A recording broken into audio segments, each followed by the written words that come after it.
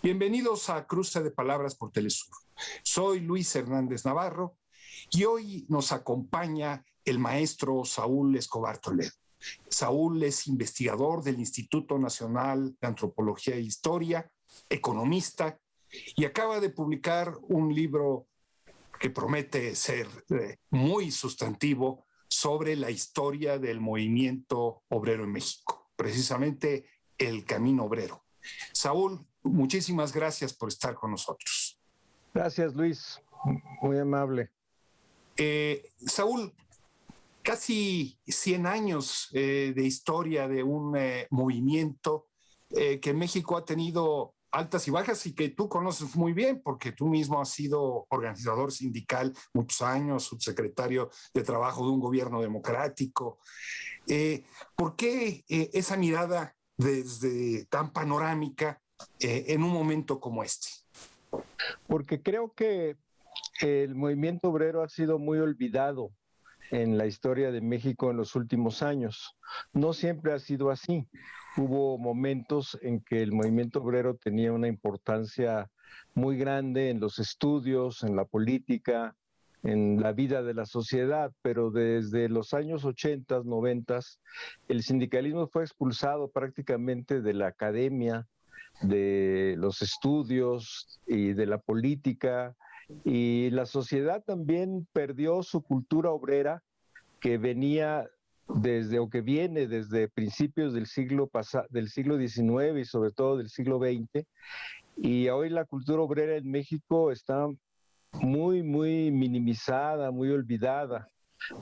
Porque los sindicatos se han convertido en organismos ficticios que no representan a sus agremiados. Ya no digamos que son sindicatos blancos o patronales, sino sindicatos ficticios, sindicatos de papel.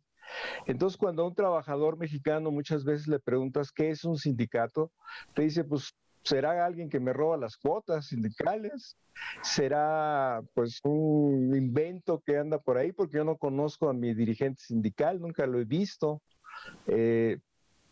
Será la corrupción, porque muchos identifican corrupción con sindicalismo.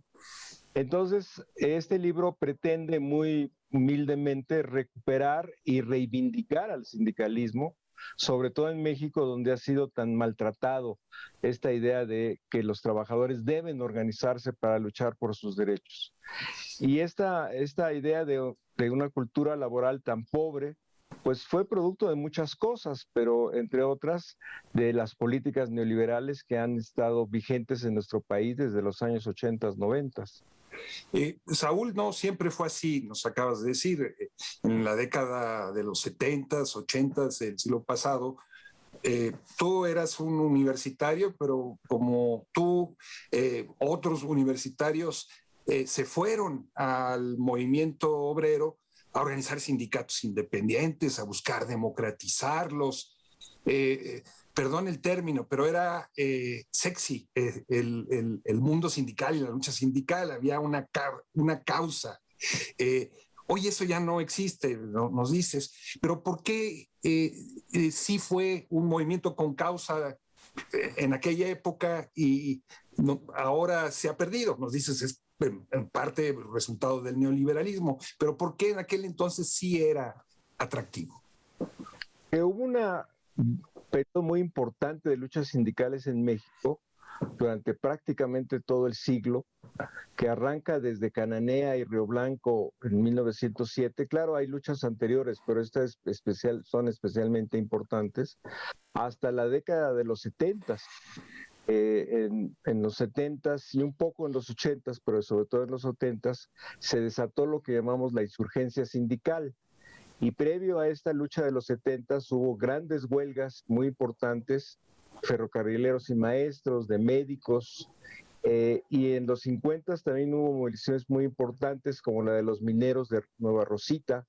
Y en fin, el siglo en casi toda su extensión hasta los años 80 fue un siglo de luchas obreras, con distintos propósitos, con muy diversas manifestaciones, pero fue un siglo de luchas obreras.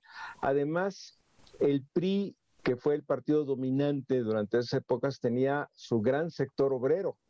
Y entonces era, como tú dices, sexy o por lo menos políticamente correcto, vamos a decir, hablar del movimiento obrero.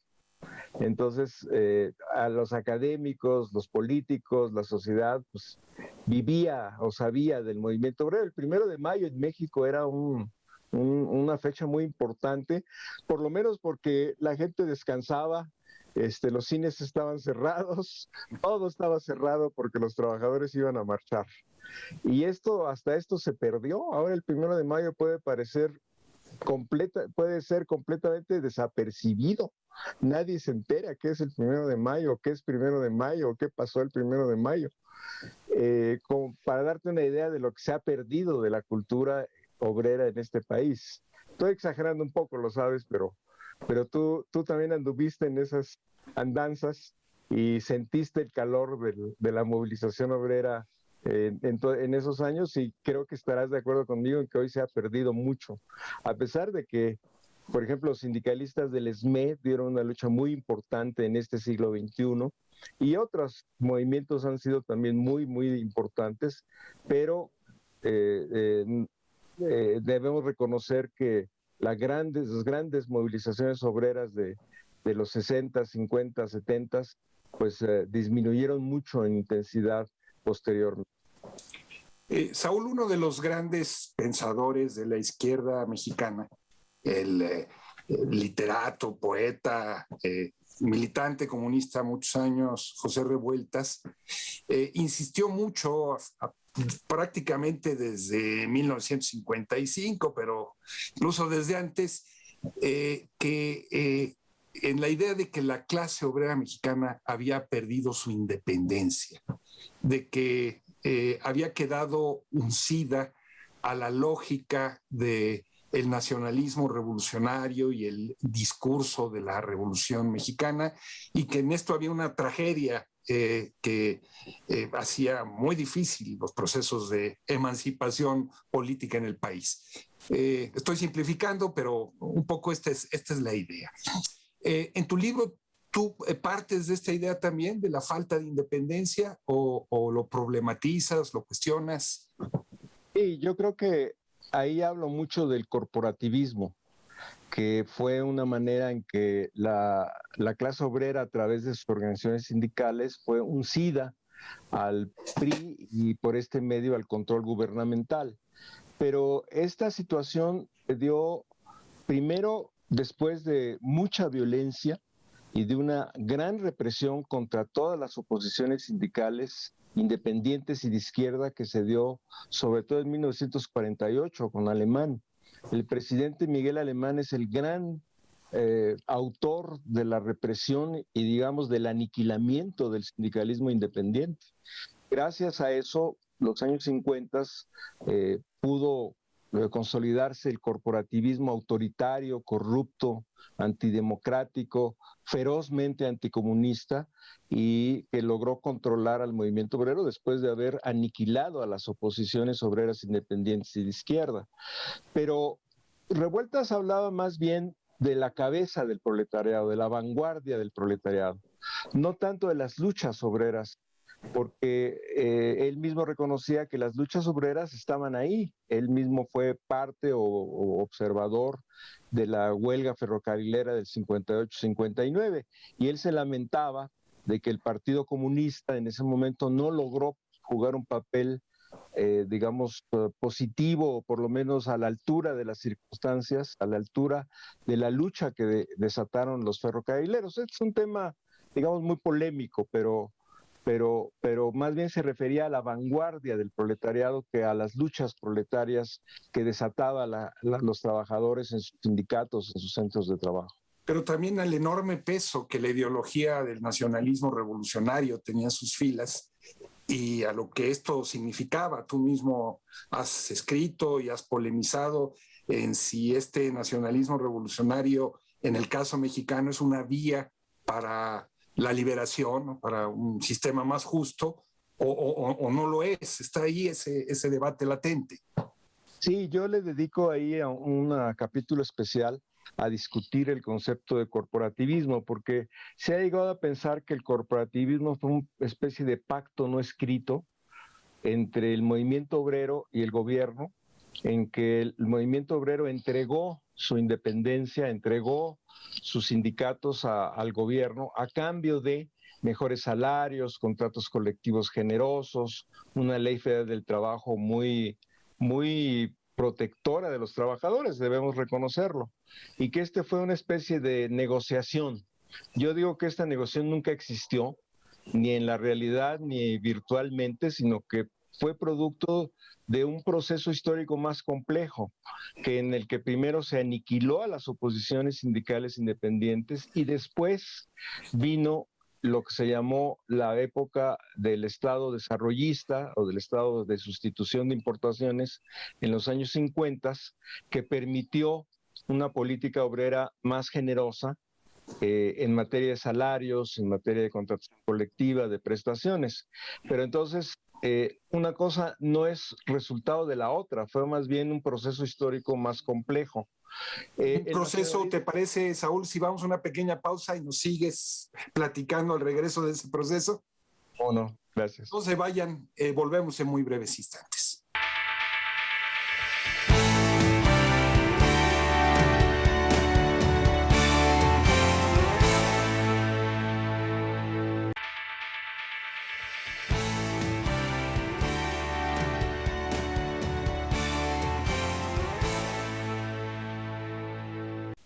Estamos ya de regreso en este cruce de palabras, conversando con el maestro Saúl Escobar sobre la historia del movimiento obrero en México, plasmado en su último libro, un libro publicado por el Fondo de Cultura Económica, que seguramente va a llegar a distintos lugares de América Latina con facilidad.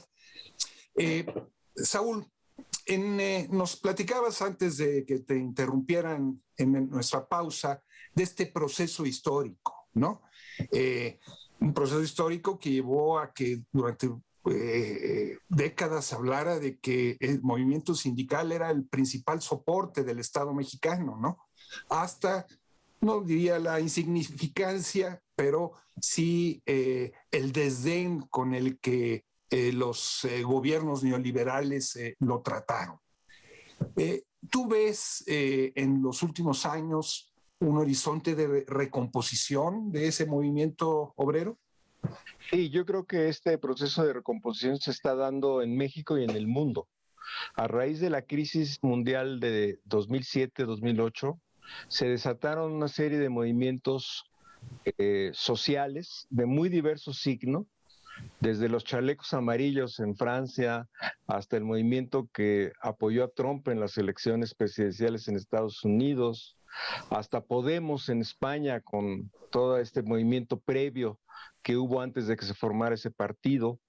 Son manifestaciones de descontento frente a la globalización, de protesta frente a la globalización, y una parte de este proceso histórico ha desatado un nuevo interés sobre las cuestiones laborales y un nuevo protagonismo de los sindicatos. De tal manera que sí estoy viendo una vuelta de tuerca otra vez de la historia después de 40 años de hegemonía neoliberal, en donde la cuestión obrera, las cuestiones laborales, el tema del trabajo y los sindicatos están adquiriendo una nueva importancia. Y el reflejo de esto en México fue, primero, curiosamente, la reforma constitucional promovida por Peña Nieto y después las reformas a la Ley Federal del Trabajo que se desprendieron de ahí cuando Morena tuvo mayoría en el Congreso y logró imponer, bueno, logró votar mayoritariamente una Ley Federal del Trabajo que tiene reformas muy importantes en materia de democracia sindical y que significa una ruptura muy importante con el pasado.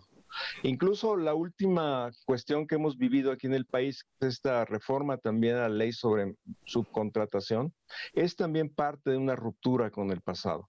Ahora, falta que la ley se haga realidad, que los trabajadores tomen en sus manos esas reformas, hagan suyas estas nuevas disposiciones legales y democraticen a sus sindicatos. Las leyes no van a hacer las cosas por sí solas.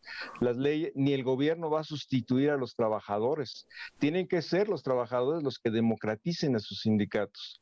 Hoy hay mejores condiciones que antes, pero tiene que haber una acción de los trabajadores, una decidida participación de los trabajadores en sus propios asuntos sindicales. Y esto va a tomar tiempo, va a ser largo, un proceso largo.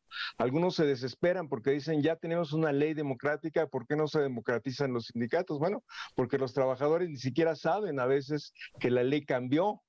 Entonces, tiene que haber un proceso desde abajo de retomar los sindicatos por parte de los mismos trabajadores. Y esto, insisto, va a tomar tiempo, pero se abren nuevos horizontes, creo.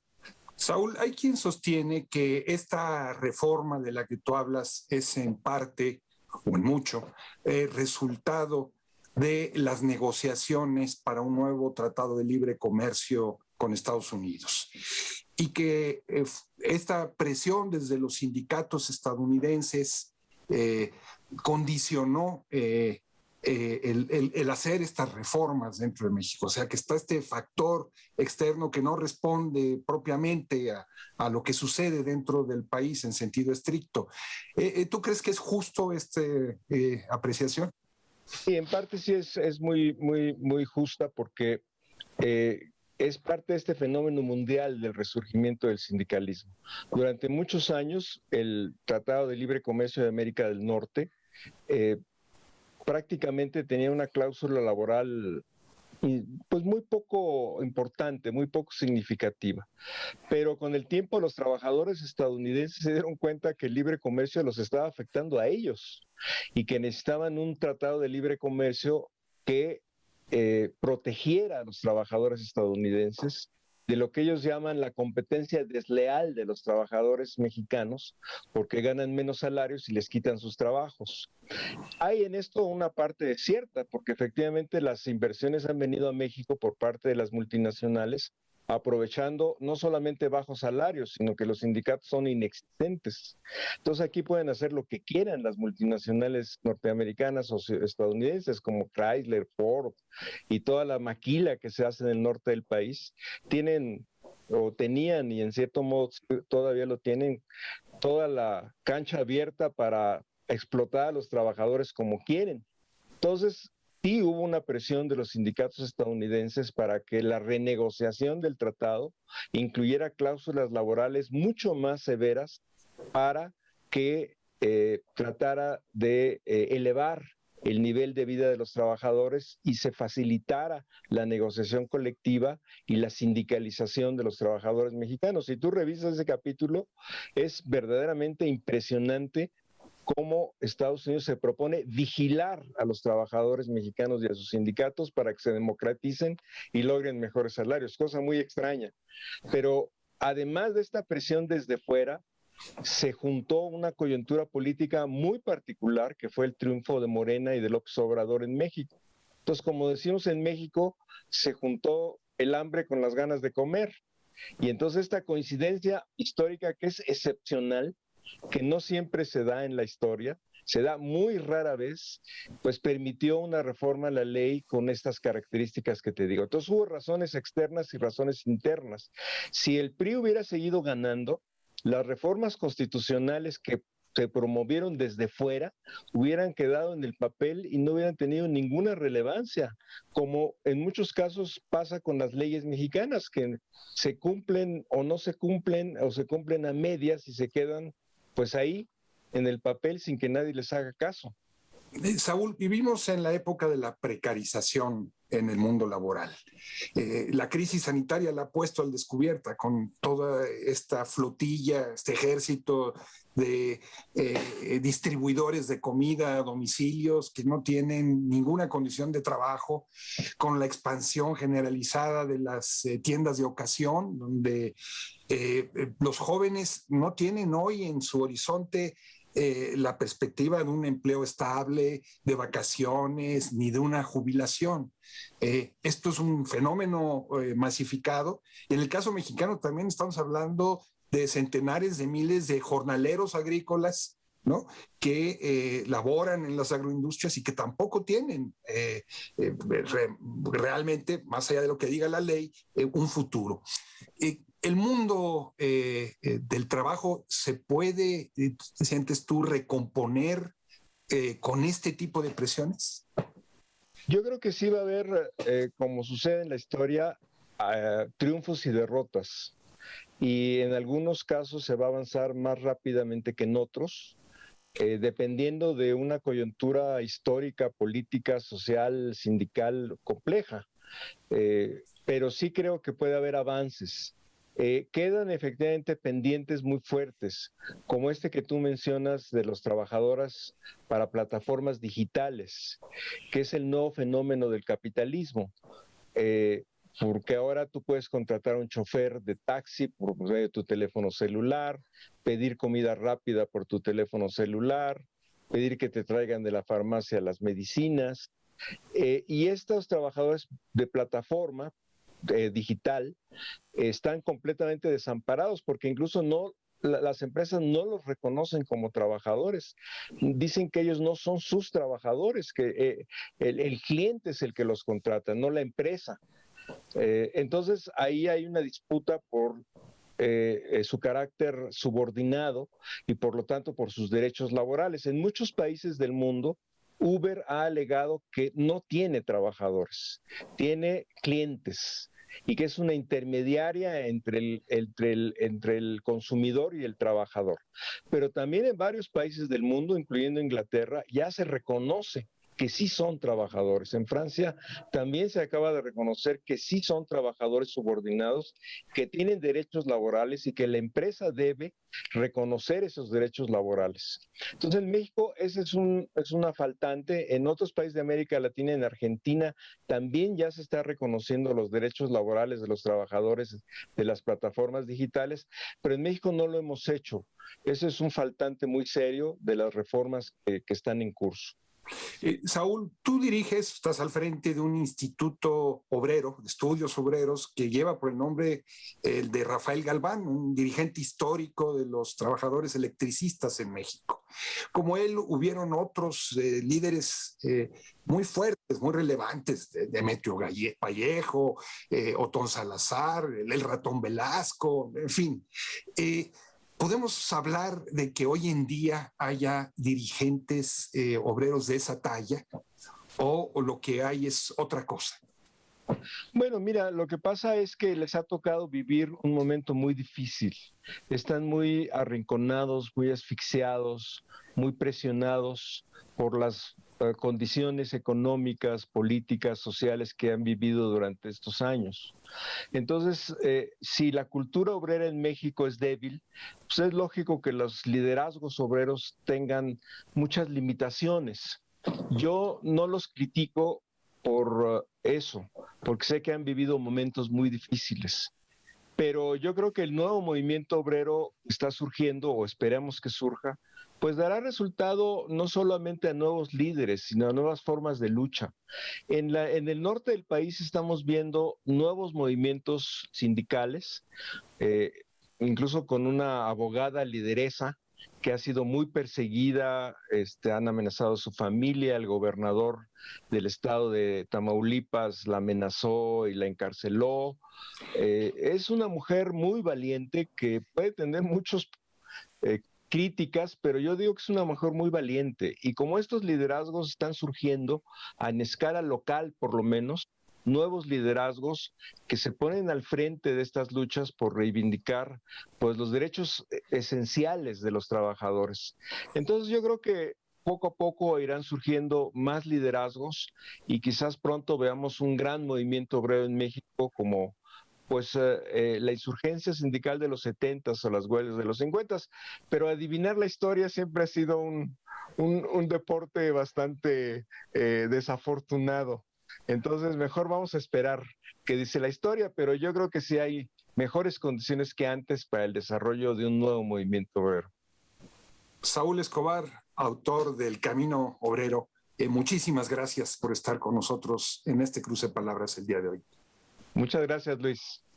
Y amigos, amigas, muchas gracias por su amable compañía. Ya saben, los esperamos la semana que viene aquí por Telesur. Hasta la próxima.